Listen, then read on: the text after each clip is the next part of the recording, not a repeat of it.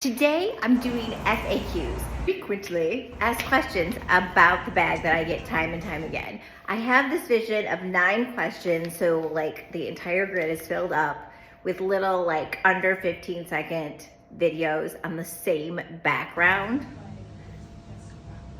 Let's see if we can get it to work.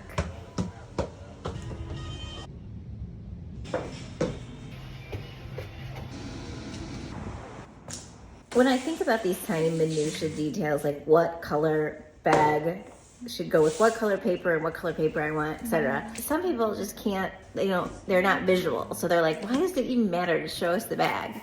Well, it matters because you want the product, of course, to look its best, but also most accurate. Like, what color makes it look most accurate? So when you open the box at home, you're getting exactly what you think you're getting from the website. I gotta get rid of these sleeves, and then we should be good to go.